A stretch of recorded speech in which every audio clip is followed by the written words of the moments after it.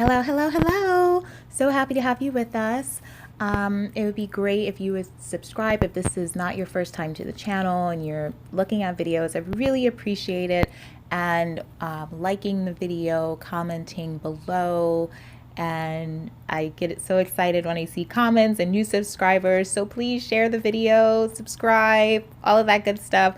This is actually going to be the last installment for this series. It seems to have gone on and on. I broke it up because it was getting longer and longer and longer, the videos. So in this last video, we're just going to recap briefly from the previous one and also talk about the other point that I mentioned in the two previous videos, and even in the initial first one, since that video was cut up into different parts.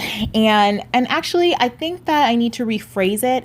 It's not that her actions don't match her words. I think that, regarding Tayshia, I think it's that her actions don't necessarily match like her true feelings in her heart. And or it at least that's the way it seems. Like it seems like even on The Bachelor in Paradise, it seemed like she would be interested in him, but then she would tell JPJ to go date other people. So let's explore more of that. I think that being that she said herself that she's a very private person, the fact that now he wants to become an actor, you got to play that storyline out too. Your life is not going to be very private. If he hits it big. Okay, so she didn't really like that. Another thing I wanted to talk about, how her words don't really match her actions. So if you remember in Bachelor in Paradise, she was saying she actually encouraged him to date other women. And I think that was kind of something that made him think, oh, she's not really that into me. And I noticed that it worked for some of the ladies on the show, this whole reverse psychology, tell them to date other people. And then for others, it did not work. We won't go into all of that. You can look at the recaps where I talk about that in some of those videos. But it didn't really work for everyone that did this whole date other women. And so after Bachelor in Paradise, he left the group chat. There's like a huge Bachelor in Paradise, or just Bachelorette group chat. He was on it. He left it. And so with her saying, to date other women, but then she ran after him when he left the Paradise. And then now, he came to, part of the reason why he moved to California was to be with her. But now she's rejecting him again. It's just a lot of like, yeah, I want to be with you. I'm sorry. I don't know what I want. I want to be with you, Tayshia. I don't know what I want. He leaves. She runs after him. I'm sorry. Then the 2-week break. Then she flies out to see him. I want to give it a go. Okay, will you be my girlfriend, Tayshia? Yes. And then now they're together.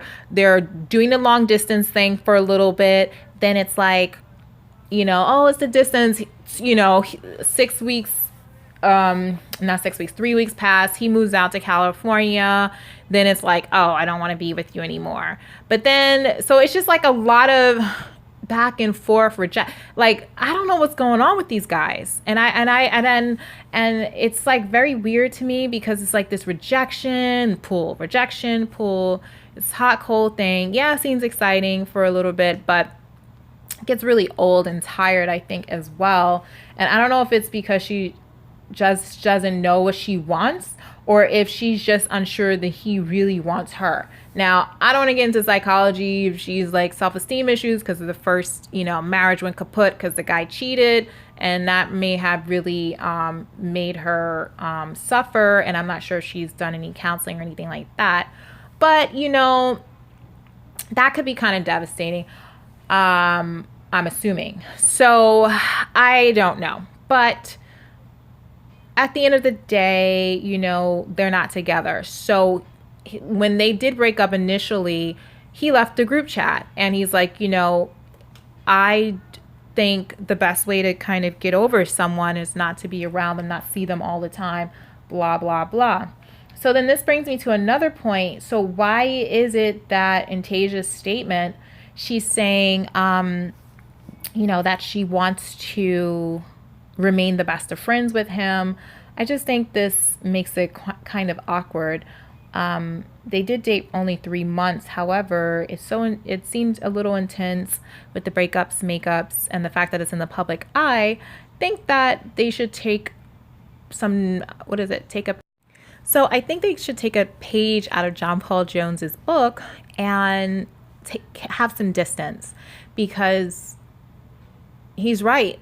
Them being in each other's lives, as much as we want to romanticize that and say, oh, that's nice, hopefully they'll get back together that way. But it's not fair for their own personal healing. And even if they want to move on, for the new kids on the block who may try to come in there and be like, hey, I want to date you, Tayshia. I want to date you, John Paul Jones.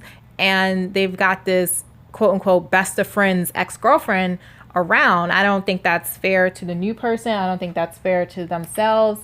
And so I think they do need to take a page out of John Paul Jones's post-breakup etiquette, and just keep their distance so they can heal and move on.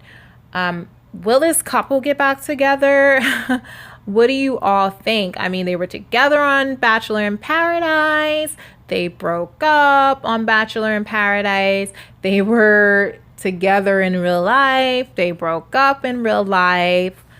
Is that it? Is that the end of the cycle? Will this continue? I'd love to hear what you all think. I think that's pretty much all I wanted to discuss about this breakup. The fact that he's leaving his stable life for an potentially unstable opportunity. He's going to continue to be in the public eye. Taysia's back and forth with whether she wants to be with him. And I don't know. What do you all think about what I said about this couple and what the future holds for them? Anyway, wishing you love and happiness. See you soon. Bye.